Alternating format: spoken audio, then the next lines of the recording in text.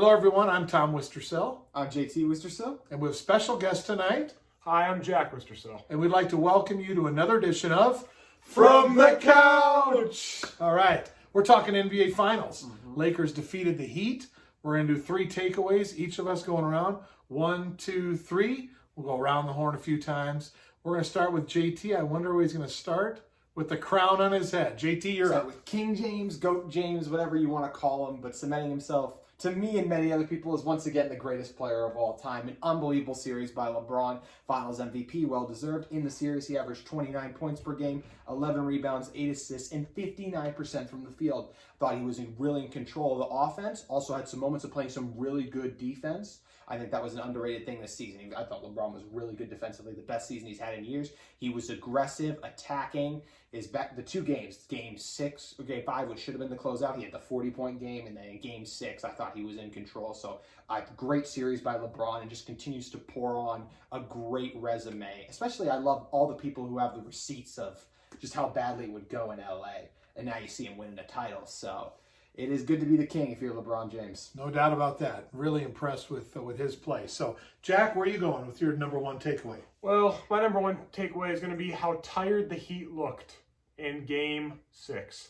In Game 5, that was a historic performance from Jimmy Butler, and they looked amazing.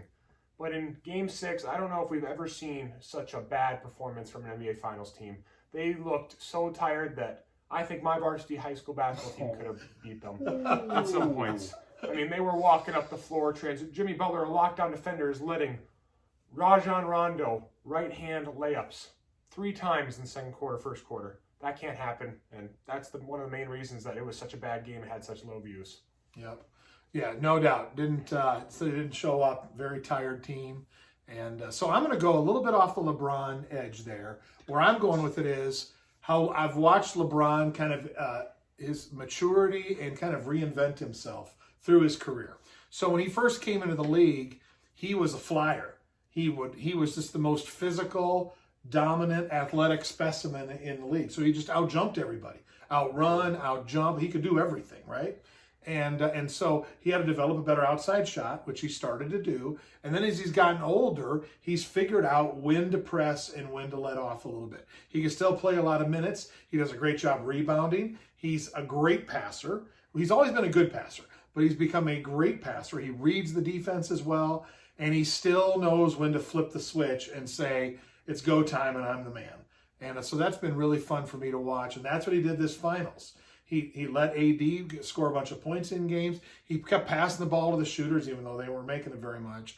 But then when the money was on the line, he said, give me the ball, bully ball time. I'm taking it to the rack. Nobody can stop me, and I've got some energy conserved.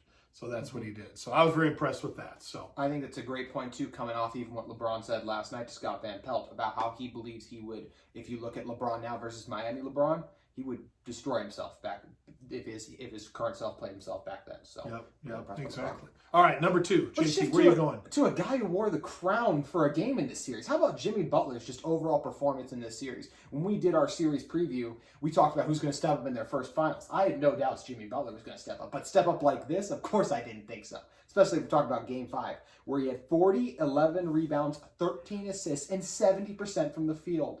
It is an insane stat line. It was an insane series for Jimmy. He was the only one who consistently played well game in and game out, excluding, as you said, in Game 6 when it was a train wreck. But I was super impressed by Jimmy. I think he's obviously really good defensively. Such an underrated passer. Was aggressive, able to get whatever he wanted, and a really good mid-range shooter, and solidified himself to me as a top 10 player in today's NBA. And just an unbelievable performance. The Heat were counted out all year, and their leader has been counted out a lot, especially for his leadership, and he really stepped up in these NBA Finals.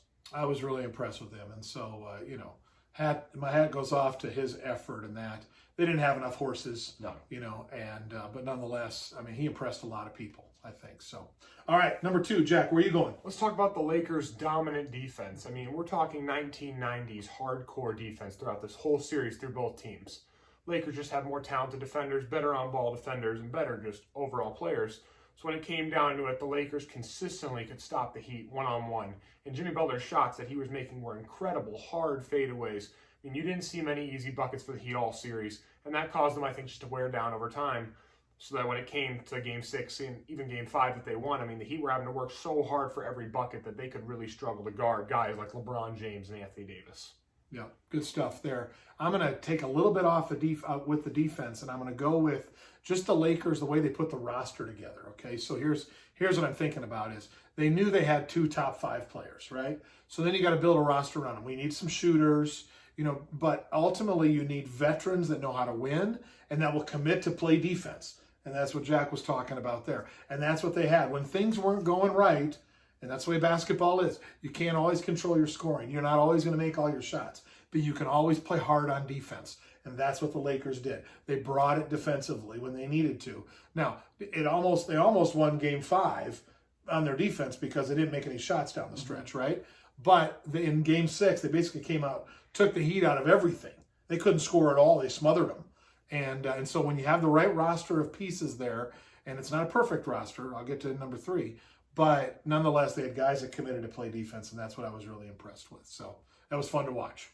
And I'm going to focus on the guy on the defensive end, Anthony Davis. All right, number 3, you're up. Yeah, you guys really believed that he was the best defensive player in the league. And I was very skeptical. Giannis was the defensive player of the year. The Bucks had the best defense in the NBA in the regular season, historically as well. And obviously, Antetokounmpo, with his length, he can guard almost anyone. And I didn't know if Anthony Davis could guard guards. And then he takes on Jimmy Butler and shuts him down for a lot of moments in this series, and that really stood out to me. There were games where he wasn't dominant offensively, but defensively, oh my gosh, active hands, the ability to switch on to guys in space. It's why the lineup with him at center is so deadly, because you don't want to switch the big man up. It's like, okay, who am I going to hunt to score on? It ended up being Markieff Morris a lot of the times, and that's kind of rare. You see the power forward getting picked on, not the center in today's NBA, but it's just how transcendent and unbelievable on defense Anthony Davis is. I truly believe the Lakers have the best offensive player and defensive player in the league on the same team. Caruso, right? No. On offense? No, not Caruso? No, okay. No. All right, he's fun, though. okay. He's a lot of fun. He was fun. No, I love it. You're right. And that's fun to see what AD can do. He is one talented individual. So, all right, Jack, number 3, where are you going? My final point is we're going to talk about the uncertainty of the Lakers players throughout the whole playoffs. LeBron was pretty consistent. Anthony Davis was pretty consistent. But after that, we really had a lot of games where no one else would score double digits. And if they did, it would be 10 and 12. And that's what worried most Laker fans I know going into the playoffs. Who's going to be the guy that steps up? Everyone during the season was like, Kuzma. He was just a non-factor on offense. And defense was incredible, but on offense, non-factor. And then all of a sudden in the finals, playoff Rondo shows up, making plays left and right, driving by guys, even though he still has one of the worst three-point shooter jump shots in the NBA. He made some in the NBA. Alex Caruso stepping up, making plays, even though some games he had were awful as well. Danny Green even making some huge threes for us in some games, even though he missed, obviously, the 1-3. Moore stepping in, making 3 after 3 after 3 in some games. Some games he went 5 threes, 4 threes, when he barely even played during the regular season. And, Dwight Howard is the most important step up, in my opinion, more than Rondo, because dominant physical player, and he bullied every person that he went up against. And we will never forget that logo 3 at the end of the Game 6. That was a good For those of you who were still right. watching by then. That's right. So my I'm gonna with number 3, I'm looking to the future, and here's why this run could continue. So AD is going to help LeBron's career last longer. He has a potential. He could be an MVP. Anthony Davis could be an MVP in the next 3-4 years. LeBron can continue to play the point forward, kind of take over when I need to, that type of thing. They need some other pieces. They need a big that can shoot, and I think they'll be able to find one. I think any veteran that is out there will want to come play for the Lakers. They saw the way it works, so they look at and watch and go, I can do that. And so, a Lopez or something like that, you see, might trickle out. Who knows what it could be. But I think you give them a big that can shoot. You bring back some of those pieces that are there already, right? Who knows who, but you bring back some of those. I think you trade Kyle Kuzma, and I think you can get a good player for him. And then we'll still have a first-round draft pick, and they'll pick up somebody there. But I think that you keep Caruso. I think you keep Rondo. I think you keep KCP. You keep the guys they're going to commit to play defense. They can make shots. And if you stay healthy, if you're the Golden State Warriors, you're like, yeah, we'll come get them.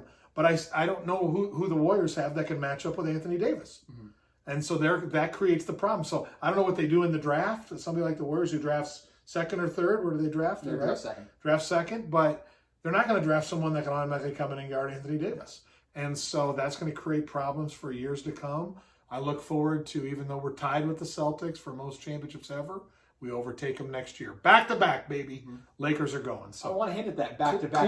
closing statement from JT. Hit on the back-to-back very quickly with a surprise question. Every one of us on this stage, or on this couch, we'll say, thinks the Lakers are going to win and go to the NBA Finals. Who do they play next year in this way too early NBA Finals prediction? Boston Celtics. Boston Celtics? The Milwaukee Bucks. Brooklyn Nets. I am a sucker for a great narrative. Kyrie versus LeBron, KD versus LeBron. Give it to me. So I just wanted to do that. A way too early prediction. That's way too early, is right. So, well, we hope you've enjoyed our trip through the NBA Finals with the three of us here, and that kind of ends our NBA coverage. But we love sitting here talking sports, and thanks for joining us on another edition of From the Couch. We'll see you later.